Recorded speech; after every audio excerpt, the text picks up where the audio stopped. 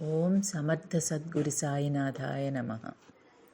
Swami Vivekananda part 1, 29వ అధ్యాయం. ఇంగ్లాండ్లో. రాత్రి నా గదిలోకి వెళ్ళి పడుకుంటాను. కాసేపటికల్లా పరమానంద స్వరూపిణి అయిన జగజ్జననిని చూస్తాను. మనుషులు, జంతువులు, ఆకాశం, భూమి ఇత్యాది సమస్తము ఆనందంతో పొంగి పొరలడం అనుభూతమయ్యేది. తదనంతరం నేను పడుకోలేకపోయేవాణ్ణి. స్వామి వివేకానంద. రెండవసారిగా 1896 ఏప్రిల్లో స్వామీజీ లండన్కు వెళ్ళారు. ఆయన ఆహ్వానాన్ని పురస్కరించుకొని అప్పటికే అక్కడికి వచ్చిన శారదానంద స్టడ్డీతో బస్ చేసి ఉన్నాడు. కొన్నేళ్ల తర్వాత శారదానందను స్వామీజీ కలుసుకోవడంతో సోదర సన్యాసులిద్దరూ పరమానంద భరితులయ్యారు. శారదానందతో పాటు స్వామీజీ సోదరుడైన మహేంద్రనాథ దత్త పై చదువుల కోసం లండన్కు వచ్చాడు. ఆయనను సంస్కృత నిఘంటువైన వాచస్పత్యభిధానం అనే గ్రంథాన్ని తీసుకురమ్మని స్వామీజీ చెప్పారు. ఆ గ్రంథం లభించగానే దానిని చదవడంలో మునిగిపోయారు. దానితో సరిపోల్చి తమ గ్రంథాలను సరిదిద్దడం లాంటి పనులలో నిమగ్నులయ్యారు. ఈ రోజుల్లో ఆయన బైక్ నడపడం కూడా నేర్చుకున్నారు. శారదానంద ముఖతః ఆలంబజార్ మఠ విశేషాలను తెలుసుకున్నారు. శ్రీ రామకృష్ణుల అనుగ్రహంతో తమ కార్యక్రమాలు భారతదేశంలో కూడా వేళ్ళూనుతున్నవని ఎంతో తృప్తి చెంది లండన్ కార్యాచరణలో శ్రద్ధ వహించారు. దాదాపు ఒక వారం స్వామీజీ స్టడ్డీతో బస్ చేశారు. ఆయనతో పాటు మరికొందరు కూడా బస్ చేశారు. అదొక యువకుల బృందంగా ఒప్పారింది. John Fox, Goodwin, Mahendranath, Saradananda, Swamiji, Sturdy, Miss Muller. రాత్రులు సాధారణంగా స్వామీజీ ధ్యానంలో గడిపేవారు. ఈ అనుభవాలను ఆయన కొన్ని సమయాలలో ఇతరులతో పంచుకోవడమూ కద్దు. ఉదయం 9 గంటలకు ఆయన ఉపాహారం స్వీకరించేవారు. తదనంతరం వాలుకుర్చీలో కూర్చుని గుడ్విన్, శారదానందలతో కాసేపు ముచ్చటించేవారు. కొన్ని సమయాలలో దినపత్రికలు చదివి ప్రపంచంలో నెలకొని ఉన్న దారుణ పరిస్థితులు చూసి ఆయన హృదయం ద్రవించిపోయేది. రష్యాలో జార్ 2వ నికోలస్ చక్రవర్తి పట్టాభిషేక మహోత్సవ సందర్భంలో జరిగిన హత్యల గురించిన వార్తలు ఆ పత్రికలను నింపివేశాయి. పట్టాభిషేక మహోత్సవాన్ని తిలకించడానికి అక్కడ ఉచితంగా లభించబోయే అందమైన కప్ కోసము సుదూర ప్రాంతాల నుండి వచ్చిన నిరుపేద రైతులు దాదాపు 2000 మంది తొక్కిసలాటలోనూ పోలీసుల దౌర్జన్యం వలన హృదయ విదారకంగా మరణించడం విని స్వామీజీ హృదయం ఆవేదనతో తల్లడిల్లిపోయింది. ఇంగ్లాండ్ నాగరికత ప్రగతిని, అంతగా పురోగమించని రష్యా నాగరికతను తులనాత్మక పరిశీలన చేసి స్టడ్డీ, గుడ్విన్లు చర్చించుకున్నారు. స్వామీజీ మౌనంగా కూర్చుండిపోయారు. తర్వాత హఠాత్తుగా ఇలా అన్నారు. ఎంతటి శోకం, ఎంత దుఃఖం! కేవలం ఒక కప్ కోసం సుదూర గ్రామాల నుండి నగరానికి వచ్చారు. పాపం ఆ అమాయకులు. ఇంతమంది దుర్మరణం చెందారే. ఒక కప్పు కోసం అసువులు బాసారంటే అక్కడ ఎంతటి దారిద్ర్యం విలయతాండవం చేస్తుందో కదా. ఎంత దారుణం! అప్పుడు లండన్లో దాదాపు అందరి నోళ్లలోనూ నానుతున్న ఒక అవినీతికరమైన సంఘటనను ప్రస్తావిస్తూ స్వామీజీ ఇలా చెప్పారు. ఒక జాతి నశిస్తున్నదనడానికి మొదటి సంకేతం అది లోపల కృళ్ళిపోవని ఆరంభించడమే. ఆ తర్వాత శత్రువు వస్తాడు, సర్వనాశనం చేస్తాడు. ఆంగ్లజాతి ఈ పందాలోనే సాగిందంటే దాని వినాశం తథ్యం. సామాజిక అవినీతి నుంచే తక్కిన అన్ని అవినీతులు పుట్టుకొస్తాయి. స్వామీజీ ఒకసారి గుడ్విన్తో, ఈ ప్రజల నరాల్లో వేదాంతాన్ని ప్రవహింపచేయకుండా ఈ దేశం నుండి తిరిగి వెళ్ళను అన్నారు. కనుక లభించిన ఏ అవకాశాన్ని జారవిడవకుండా వెళ్ళి ప్రసంగించి వచ్చారనడం అతిశయోక్తి కాదు. ఉన్నత శ్రేణికి చెందిన ప్రజలు, అంతెందుకు మరెక్కడికి వెళ్ళని రాజవంశస్థులు సైతం స్వామీజీ ఉపన్యాసాలకు శ్రోతలుగా వచ్చారు. ఒకసారి ఎవరికంటా పడకుండా మహారాణి కోడలు కూడా స్వామీజీ ప్రసంగం వినడానికి వచ్చింది. కొన్ని రోజులు స్టడ్డీ ఇంట్లో గడిపిన తర్వాత నగర శివార్లలోని మిస్ ముల్లర్ ఇంట్లో స్వామీజీ బస చేశారు. అక్కడ మరికొన్ని చోట్ల ఆయన తరగతులు నిర్వహించారు. లండన్ హిందూ అసోసియేషన్లో ఆయన ప్రసంగించినప్పుడు దాదాబాయి నౌరోజీ కూడా హాజరయ్యాడు. ఆనాటి స్వామీజీ ప్రసంగం విన్నవారి హృదయాలలో విద్యుత్ శక్తి లాంటి ప్రకంపనాలు లేచాయి. ప్రసంగాలే కాక అనేక చోట్ల తరగతి ప్రసంగాలు కూడా స్వామీజీ చేశారు. అనేకులు ఆయనను తమ ఇళ్లకు ఆహ్వానించి తమ అతి కొద్ది మంది మిత్రులతో కలిసి విడిగా ఆయన ప్రసంగం విన్నారు. స్వామీజీని సాదరంగా ఆహ్వానించి అనిబిసెంట్ ప్రసంగం చేయించింది. ఆ ప్రసంగ సమావేశంలో కల్నల్ ఆల్కాట్ కూడా పాల్గొనడం విశేషం. ఒకరోజు ఉదయం స్వామీజీ తరగతులకు వెళ్ళడానికి సిద్ధమవుతున్నారు. ఆయన గది మేడ మీద ఉంది. అక్కడి నుంచి వీధులను చూశారు. ఉదయకాలపు సందడి తొందర అక్కడ కానవచ్చాయి. ఒకవైపు వేగంగా పరుగెత్తే గుర్రపు బండ్లు, ఉత్తేజభరితంగా కదలి వెళుతున్న స్త్రీలు పురుషులు మరోవైపు. ఇవన్నీ చూసినప్పుడు స్వామీజీలో ఎందుకో ఉల్లాసభావం జనించింది. ఆయన ఉల్లాసభరితంగా పాడారు. చేతఛత్రం, శిరసున టోపీ, గంపల కొద్దీ పౌడర్ పులుముకున్న మొహం, పరుగులెత్తే స్త్రీలు. స్వామీజీ పాట, ఆయన కంఠస్వరంలో ధ్వనించిన పరిహాసం మహేంద్రుణ్ణి కడుపుబ్బ నవ్వించాయి. పాడిన పిదప స్వామీజీ శారదానందతో, ఈ స్త్రీలు ఇంత పౌడర్ ముఖాన పులుముకున్నారే, దీన్నంతా గోకి తీయాలంటే పారా లేకుంటే గడ్డి కోసే యంత్రము అవసరం అన్నారు. తరగతుల వేళ కావస్తోంది. స్వామీజీ అదే మానసిక స్థితిలో ఒక బాలునిలా నవ్వు పరిహాసాలతో ఉల్లాసభరితంగా వినోదిస్తున్నారు. పక్కన ఉన్నవారి పార్శ్వాస్తి నొక్కుతూ కితకితలు పెట్టారు. ఇలా అందరూ నవ్వుకుంటూ మెట్ల మీదుగా క్రిందికి దిగారు. దిగుతున్న స్వామీజీ స్థితి హఠాత్తుగా మారిపోయింది. ఆయన గంభీర ముద్ర వహించారు. ఆయన అంతర్ముఖులవుతున్నట్లు ముఖము కళ్ళు సూచించాయి. ప్రగాఢమైన ప్రశాంతత ఆయనలో కానవచ్చింది. క్రిందికి దిగి వెళ్ళి సరాసరి తరగతి గదిలోకి వెళ్ళారు. గదిలోకి వచ్చిన ఆయన వినోదాలు చేసిన బాలుడు కాదు. భగవత్ సాక్షాత్కారం పొందిన, సదా సర్వవేళలా భగవంతుని సాంగత్యాన్ని పొందుతూ ఉన్న భగవద్ అనుభూతిపరుడైన జగద్గురువు అంటూ రాస్తున్నది మేరీ లూయి బర్క్. ఈ రోజుల్లో స్వామీజీ తమ బసలో దాదాపుగా భోజనం చేసి ఎరుగరు. ప్రతిరోజు ఎవరో ఒకరు ఆయనను తీసుకెళ్లేవారు. కొన్ని సమయాల్లో ఎవరన్నా ఆహ్వానించి ఉంటారు. కానీ స్వామీజీ ఆ విషయం మరిచిపోయేవారు. భోజనానికి కూర్చున్న తర్వాతే ఆ విషయం జ్ఞాపకం వచ్చేది. వెంటనే ఆ భోజనం అర్ధాంతరంగా ఆపేసి తొందరగా బయటికి వెళ్ళిపోయేవారు. స్వామీజీ జ్ఞాన పరిమాణాలకు అవధులు లేవు. ఆయనతో ఉంటున్న ప్రతి ఒక్కరూ ఆయన సర్వతోముఖ జ్ఞానాన్ని చూసి ఆశ్చర్యచకితులయ్యారు. గుడ్విన్తో రాజకీయాలు ముచ్చటిస్తారు. హార్వర్డ్ విశ్వవిద్యాలయంలో చరిత్ర శాఖలో పట్టాలు సముపార్జించిన ఫాక్స్తో చరిత్ర గురించి చర్చించేవారు. కేవలం సంఘటనలు మాత్రమే కాదు, చరిత్రలోని అతి చిన్న అంశాలు సైతం ఆయనకు తెలియకపోలేదు.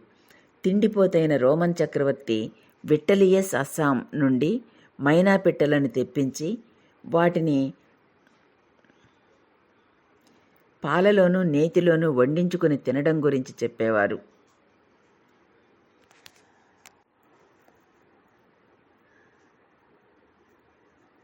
అమెరికా బళ్లలో చక్రాలు ఎలా తయారు చేస్తారో వివరించేవారు. ఇటీవల జర్మనీలోని వైజ్ఞానిక ఆవిష్కరణలను గురించి విపులీకరించేవారు. యూదు తత్వాలు, పారసీక ఆచార వ్యవహారాలు, ఐరోపా రాజకీయ వ్యవస్థ, ఖగోళ శాస్త్రం ఇత్యాది విభిన్న రంగాలలో ఆయనకున్న కూలంకష పరిజ్ఞానానికి పరిధుల్లేవు. వాటినంతా ఊరికే చెప్పకుండా నేటి మానవ జీవన సరళితో పరస్పర సంబంధం కల్పించి మాట్లాడడంలో ఆయన అద్వితీయులు. ఎక్కడ మాట్లాడినా, ఏ సమయంలో మాట్లాడినా, దేనిని గురించి మాట్లాడినా భారతదేశము, దాని ఘనత ఆయన మాటల్లో ద్యోతకమయ్యే తీరతాయి. స్వామీజీ ఎక్కడ జీవించినా ఆ స్థలంతో తాదాత్మ్యమైపోతారు. ఆ మాటలు, ఆ ఆచార వ్యవహారాదులన్నింటిలో ఆయన స్థానికులలాగా మారిపోయినట్లుగా ఉంటుంది. మహేంద్రుడు కొన్ని సమయాల్లో దుస్తుల్లో శ్రద్ధ చూపనప్పుడు మందలించేవారు. ఆయన పరిహాసాలు చేయకుండా ఉండడం అంటూ ఉండదు. ఆయనతో పాటు ఉన్నవారు కడుపుబ్బ నవ్వకుండా ఉండలేరు.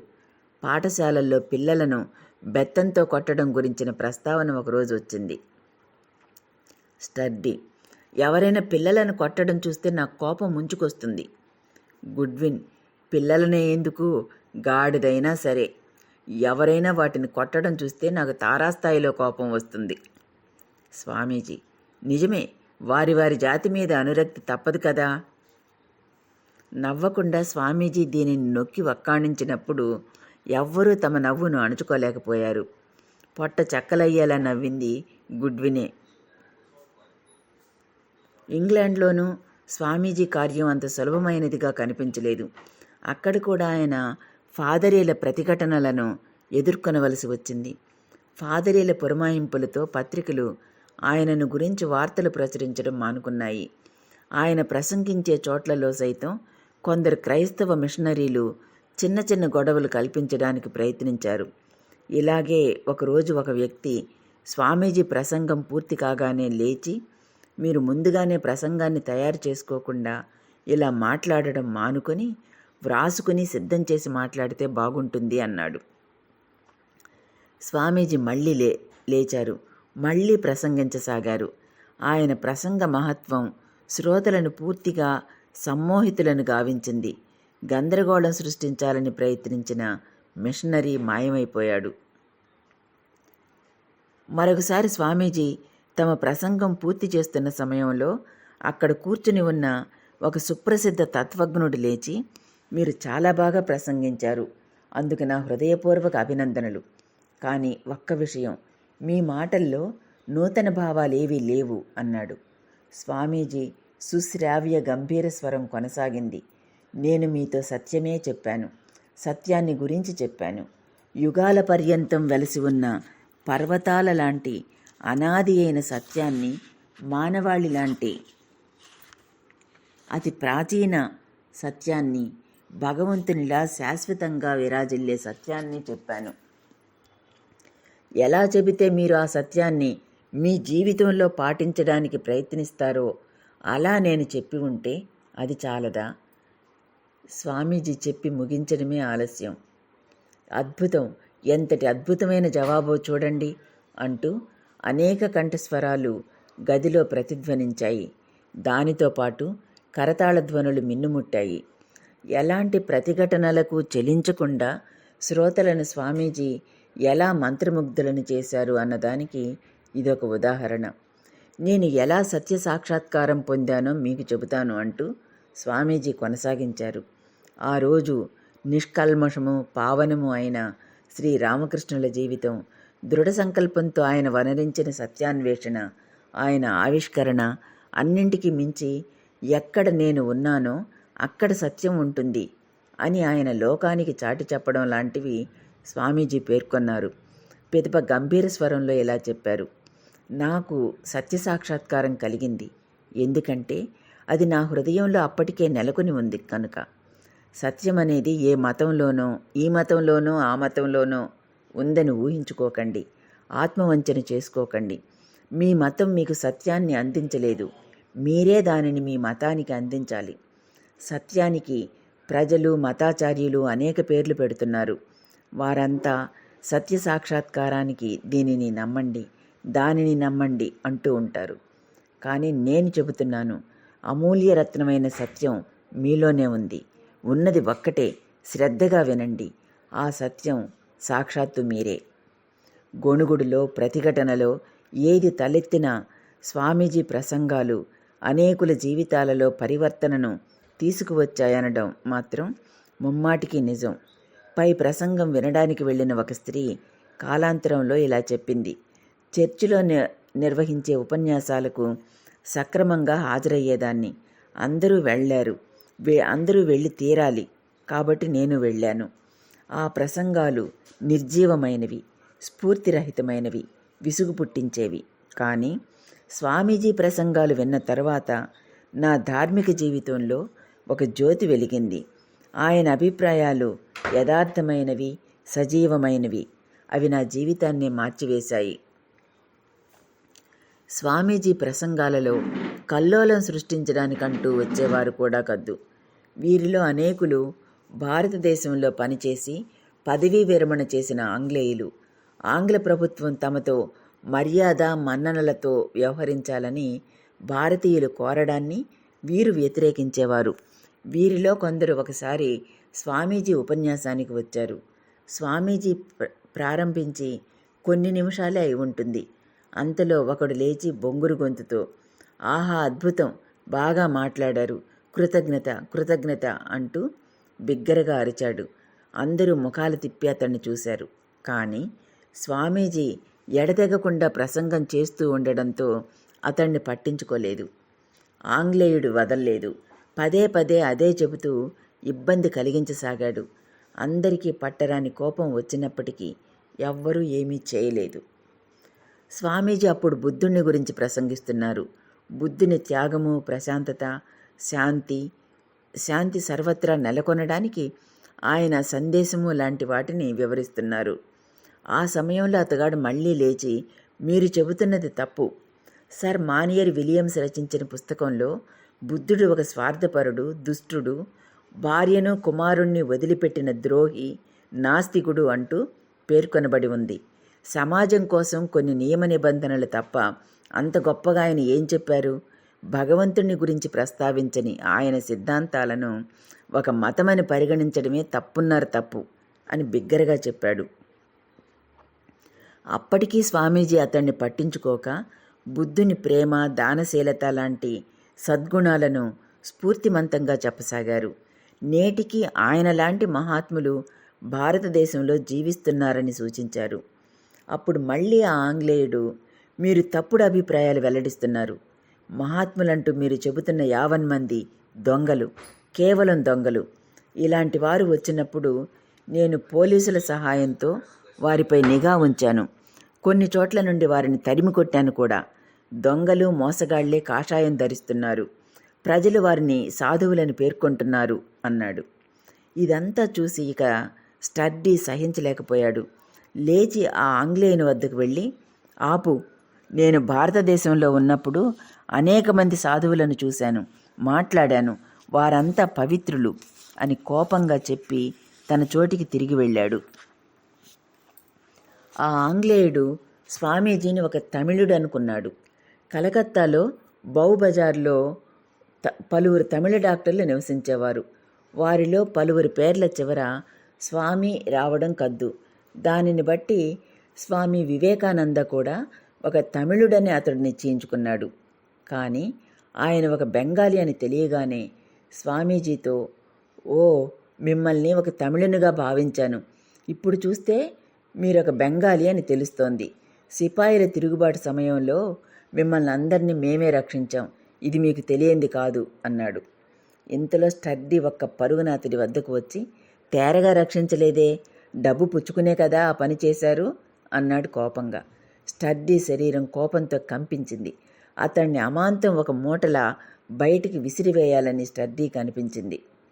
స్వామీజీ ప్రసంగాన్ని సంక్షిప్త లేఖనంలో నమోదు చేసుకుంటున్న గుడ్విన్ అప్పుడప్పుడు కోపంగా అతన్ని చూస్తున్నాడు. ఇక తనను అదుపులో ఉంచుకోలేకపోయాడు. సహనాన్ని కోల్పోయి చొక్కా మడతలను పైకి లాక్కుంటూ ఒక్క ముష్టిఘాతంతో అతడికి బుద్ధి చెప్పాలని ప్రసంగం ముగింపు కోసం తహతహలాడుతూ వేచి ఉన్నాడు. పరాయి దేశంలో పరాయి ప్రజల మధ్య ఉన్న ఈ స్థితిలో ఈ గందరగోళం ఎక్కడకు దారితీస్తుందోనని శారదానంద, మహేంద్రుడు ఆందోళనతో కూర్చొని ఉన్నారు. ఇంతదాకా జరుగుతున్నది కించిత్తు కూడా పట్టించుకోకుండా ప్రసంగిస్తున్న స్వామీజీ ఈ ఘట్టంలో ఆ ఆంగ్లేయుని వైపు దృష్టిని సారించారు. అలా దృష్టిని సారించినప్పుడు ఆయన ఆకృతే మారిపోయింది. ప్రశాంతంగా, గంభీరంగా కానవచ్చే ఆయన ఇప్పుడు చూడడానికే భయంగా ఉన్నారు. ప్రళయకాల రుద్రునిలా ఆ ఆంగ్లేయునిపై దృష్టిని కేంద్రీకరించి దాదాపు 35 నిమిషాలు ఆంగ్లేయుల చరిత్రను, వారు చేసిన దురాగతాలను, అఘాయిత్యాలను ఏకరువు పెట్టారు. 5వ శతాబ్ది మధ్యలో హెంగిస్ట్, హౌసా కాలం నుండి అప్పటిదాకా వారు దేశాలకు వెళ్ళి అక్కడి ప్రజలను బానిసలుగా చేసుకోవడాన్ని, అక్కడ వారు జరిపిన భయానక కృత్యాలను, ఘాతుకాలను, తగిన ఆధారాలను ఉదాహరిస్తూ పేర్కొన్నారు. అందరూ నిశ్చేష్టులై స్వామీజీని చూస్తూ ఉండిపోయారు. ఆయన ఆంగ్ల పాండిత్యాన్ని చెప్పాలా? చరిత్రలో ఆయనకు గల సునిశిత జ్ఞానాన్ని చెప్పాలా? చరిత్రను విపులీకరించడంలోని ఆయన ప్రతిభను పేర్కొనాలా? మంత్రముగ్ధులైనట్లుగా అందరూ అట్లే కూర్చుండిపోయారు. స్వామీజీ ప్రత్యక్ష తాకిడితో ఆ ఆంగ్లేయుడు కుప్పకూలిపోయాడు. తన తప్పును గ్రహించి అతడు విలపించనారంభించాడు. చేతి రుమాలతో కళ్ళు తుడుచుకుంటూ వెక్కి వెక్కి ఏడవసాగాడు. ఆ తర్వాత స్వామీజీ తమ దృష్టిని అతడి వైపు నుండి త్రిప్పి శ్రోతల వైపు సారించారు. ఆయన ఆకృతి, కంఠస్వరం మారాయి. శాంతగంభీరులయ్యారు. మెల్లని స్వరంలో, ఇక మనం ప్రత్యాహారం, ధారణలను చూద్దాం అంటూ ఆపిన చోట నుండి తమ ప్రసంగాన్ని కొనసాగించారు. మామూలుగా జరిగే ప్రశ్నోత్తరాల కార్యక్రమం ఆ రోజు చోటు చేసుకోలేదు. ఉపన్యాసం పూర్తి కాగానే అనేకులు, స్వామీజీ, సహనం అంటే ఏమిటో ఈరోజు మీరు మాకు ఆచరణాత్మకంగా చూపించారు అన్నారు స్వామీజీతో. ఆ ఆంగ్లేయునిలో కూడా పరివర్తన కనిపించింది. ప్రశాంతంగా లేచి స్టడీ వద్దకు వెళ్ళి క్షమాపణ చెప్పి బయటకు వెళ్ళిపోయాడు. అక్కడున్న యువకులు అతన్ని వదిలేటట్టుగా లేరు. ప్రసంగానంతరం వారు ఇంటి ప్రాంగణంలో గుమిగూడి ఆ విషయం గురించి ఘాటుగా మాట్లాడుకుంటున్నప్పుడు స్వామీజీ ప్రశాంతంగా, ఆ విషయం ఇంతటితో వదిలిపెట్టండి, అతడు కూడా నారాయణుడేనని మర్చిపోకండి అన్నారు. ఈ సంఘటననే ఆయన లెగెట్కు వ్రాసిన లేఖలో ప్రస్తావించి ఉండాలి. నేను ఓర్పులోనూ సానుభూతిలోనూ నా పాఠాలను ప్రతినిత్యం నేర్చుకుంటున్నానంటే నువ్వు సంతోషపడతావు.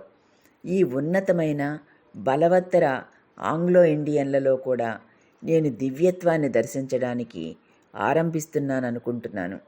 దయ్యం అనేది ఒకటి ఉంటే ఆ దయ్యాన్నే ప్రత్యక్షంగా ప్రేమించగలిగే స్థితికి చేరుకోబోతున్నానని భావిస్తున్నాను.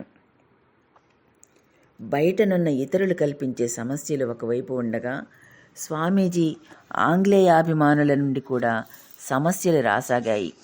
స్వామీజీ గ్రంథాలు ప్రచురించడంలో స్టర్డీకి, అమెరికాలో లెగెట్, వాల్డో ప్రభృతుల మధ్య అభిప్రాయ భేదాలు తలెత్తాయి. అమెరికాలో ఏ గ్రంథాలు ప్రచురించాలి, ఇంగ్లాండులో వేటిని ప్రచురించాలనే విషయంలో సమస్య ఏర్పడింది.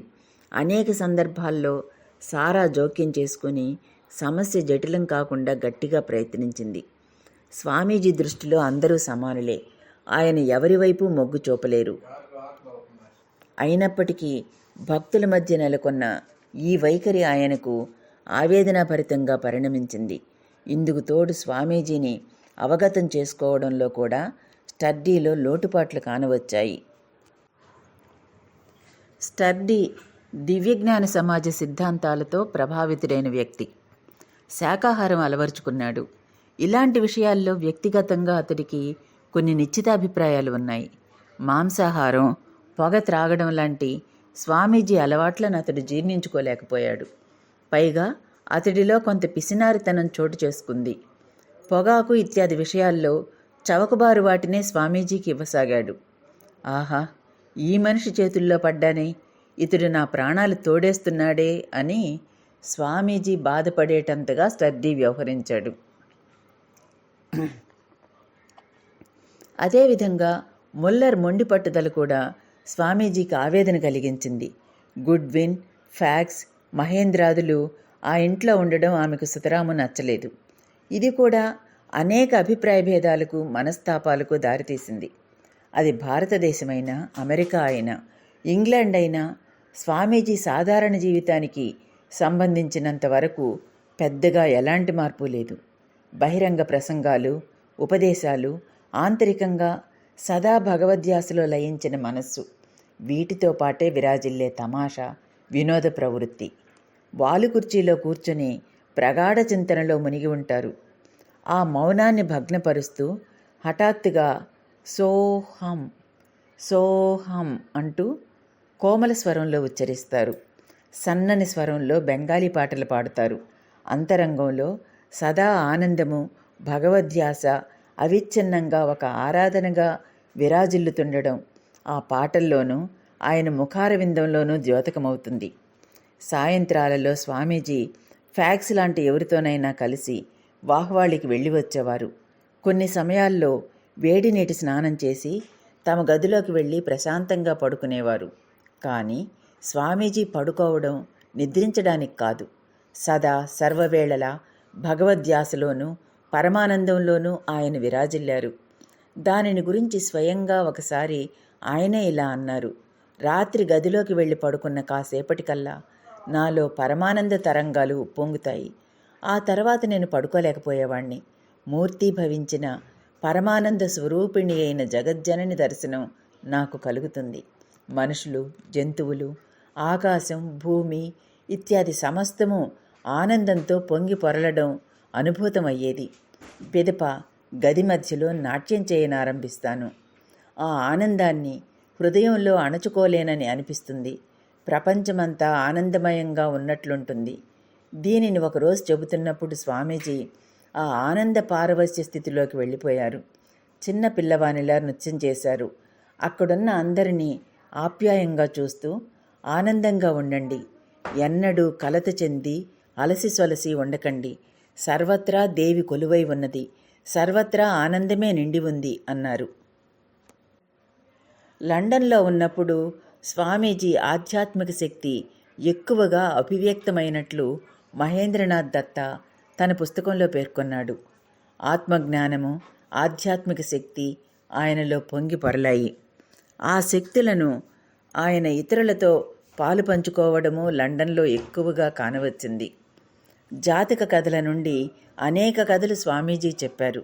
ఈ రోజుల్లో ఆయన నాకు ఆధునిక బుద్ధినిలా తోచారు అని మహేంద్రుడు వ్రాస్తున్నాడు. లండన్లోనే జ్ఞానయోగ తరగతులు జరిగాయి. భారతీయ వారసత్వంలోనూ భావనలలోనూ ఊరిపోయిన వారికే జ్ఞానయోగ భావనలు అగ్రాహ్యం. అంతటి వారసత్వం లేని పాశ్చాత్య దేశస్థులైన మీరు వాటిని ఎలా అవగతం చేసుకోగలిగారు అని సోదరి క్రిస్టైన్ను ఎవరో అడిగారు. అందుకు ఆమె, స్వామీజీ ప్రసంగిస్తున్నప్పుడు కేవలం భావనలను వ్యక్తం చేయడంతో ఆగిపోరు. శ్రోతల మానసిక స్థితిని పెంపొందించి ఆ చైతన్య స్థితిలోకి తీసుకువెళ్ళిన తర్వాతే ప్రసంగించేవారు. కనుక ఆయన భావనలను అర్థం చేసుకోవడంలో మాకు ఎలాంటి ఇబ్బంది కలగలేదు అని జవాబిచ్చింది. ఈ జ్ఞానయోగ ప్రసంగాల సందర్భంలోనే కెప్టెన్ సేవియర్, ఆయన భార్య ప్రప్రథమంగా స్వామీజీని కలుసుకున్నారు. సేవియర్ ఆంగ్ల సైనిక విభాగంలో పనిచేశాడు. స్వామీజీ ప్రసంగం ఒకటి విని బయటకు వచ్చిన అతడు అక్కడ నిలబడి ఉన్న మెక్లౌడ్తో, ఈ యువకుణ్ణి మీకు తెలుసా? నిజంగానే ఈయన మహాత్ముడేనా అని అడిగాడు. అవును అంది మెక్లౌడ్. వెంటనే సేవియర్, అలా అయితే ఈయనను అనుసరించాలి, ఈయనతో కలిసి భగవత్ సాక్షాత్కారం పొందాలి అన్నాడు. తర్వాత తిన్నగా తన భార్య వద్దకొచ్చి, నేను ఈ స్వామికి శిష్యుణ్ణవడానికి నువ్వు అంగీకరిస్తావా అని అడిగాడు. సరే అని జవాబిచ్చిన మిసెస్ సేవియర్, నేను ఆయన శిష్యురాలినవ్వడానికి మీరు అంగీకరిస్తారా అని అడిగింది నవ్వుతూ. నాకు తెలియదు అని సేవియర్ జవాబిచ్చాడు. స్వామీజీతో ఈ విధంగా మొదలైన వారి సాంగత్యం జీవితాంతం కొనసాగింది. ఇంగ్లాండ్లో కూడా స్వామీజీ ప్రసంగాలకు చక్కని స్పందన లభించింది. ఆంగ్లంలో ఆయనకు గల అసాధారణ పాండిత్యము, వాగ్దాటి, నూతన భావనల గురించి పత్రికలు ప్రశంసించి వ్రాశాయి. ఆంగ్లికన్ చర్చ్ ఫాదరీలు స్వామీజీని అంగీకరించారు, ఆయనను ప్రతిఘటించలేదు. ఆ చర్చి వ్యవస్థలోని అత్యున్నత స్థానం వహించిన కొందరు స్వామీజీకి సన్నిహిత మిత్రులైనారు కూడా. కేనన్ హావీస్ ఆంగ్లికన్ చర్చికి చెందిన వ్యక్తి. స్వామీజీతో పాటు సర్వమత మహాసభలో పాల్గొన్నాడు. అక్కడ స్వామీజీ ప్రసంగం విన్న తర్వాత ఆయన పట్ల ఆసక్తి చెందాడు. అతడు లండన్లోని సెయింట్ జేమ్స్ చర్చిలో 2 ప్రసంగాలిచ్చాడు. వాటిలో స్వామీజీని శ్లాఘించడంతో పాటు స్వామీజీ భావనలు ఏ విధంగా యేసుక్రీస్తు బోధనలతో సామరస్యం చెంది ఉన్నాయో కూడా తెలిపాడు.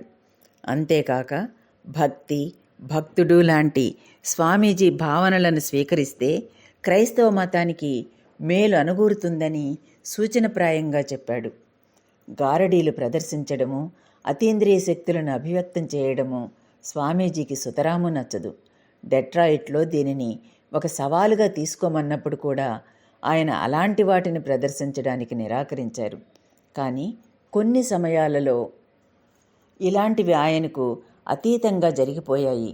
మహేంద్రుణ్ణి దాదాపు 1.5 సంవత్సరాలుగా పీడిస్తున్న జ్వరాన్ని నయం చేశారు. అదేవిధంగా శారదానంద జ్వరాన్ని నయం చేశారు.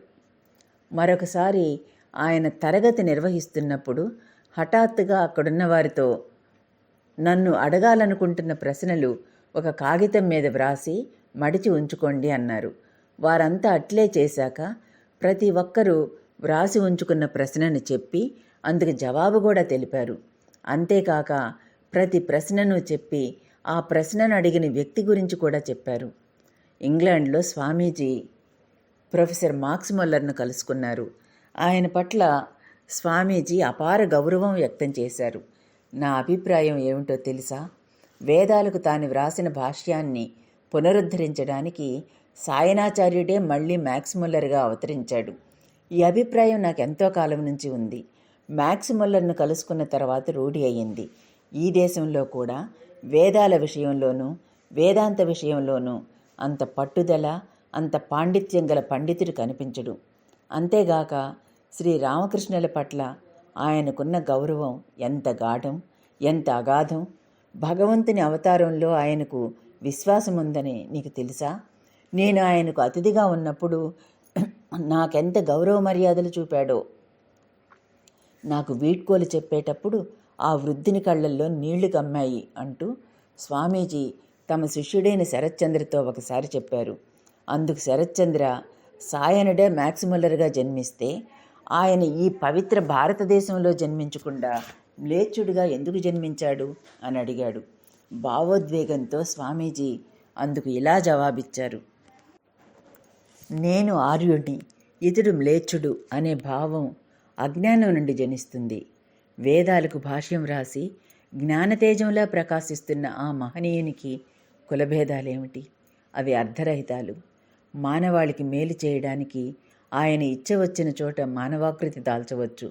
ముఖ్యంగా సంపదలోనూ జ్ఞానంలోనూ వన్నెకెక్కిన ఆ దేశంలో జన్మించకపోతే ఇంతటి బృహత్తరమైన సంపుటాలను ప్రచురించడానికి అవసరమైన ధనం ఆయన ఎక్కడి నుండి సంపాదించగలడు? ఋగ్వేదం ప్రచురించడానికి ఈస్ట్ ఇండియా కంపెనీ 9 లక్షల రూపాయలు ఆయనకు ఇచ్చిందని నువ్వు వినలేదా? ఆ ధనం కూడా సరిపోలేదు.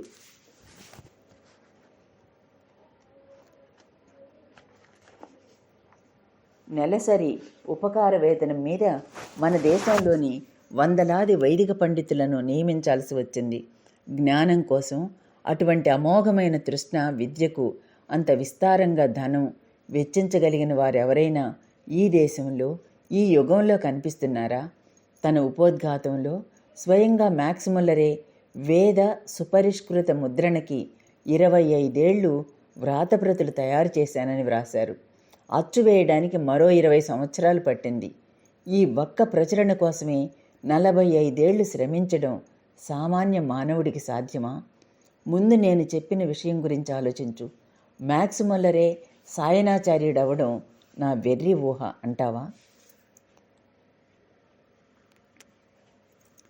తమకు ఇంత మర్యాద మన్ననలు గల మ్యాక్స్ ముల్లర్ను స్వామీజీ 1896 మే 28వ తేదీన ఆయన ఇంట్లో కలుసుకున్నారు. ఎంతటి అద్భుతమైన వ్యక్తి ఆయన!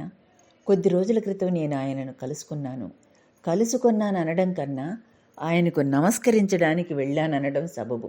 ఎందుకంటే శ్రీ రామకృష్ణులను ప్రేమించే ఎవరినైనా సరే వెళ్ళి కలుసుకోవడాన్ని ఒక తీర్థయాత్రగానే నేను పరిగణిస్తాను అంటూ బ్రహ్మవాదిన్ పత్రికకు స్వామీజీ వ్రాశారు. స్వామీజీ కలుసుకున్నప్పుడు మ్యాక్స్ ముల్లర్ 70 ఏళ్ల వృద్ధుడు. ఆయన చిన్న ఇంటిని అందమైన తోట పరివేష్టించి ఉంది. చెట్లు, చేమలు, తీగలు, పువ్వులతో ఆ చోటు ప్రాచీన ఋషుల తపోవనంగా నాకు అనిపించింది. ఆయన భార్య వశిష్ఠుడు అరుంధతిలా జీవిస్తున్నారు. బ్రహ్మర్షులు, రాజర్షులు, మహానుభావులైన వానప్రస్థులు గడిపిన జీవితాన్ని నాకు వారు జ్ఞప్తికి తెచ్చారు. భారతదేశం పట్ల, వేదాంతం పట్ల ఆయనకున్న శ్రద్ధలో సగమైనా నాకు ఉండకూడదా అనిపిస్తోంది అంటూ తమ సమావేశం గురించి స్వామీజీ అభివర్ణించారు. మాక్స్ ముల్లర్ వద్ద సెలవు పుచ్చుకుంటున్నప్పుడు స్వామీజీ ఆయనతో, మీరెప్పుడు భారతదేశానికి రాబోతున్నారు అని అడిగారు.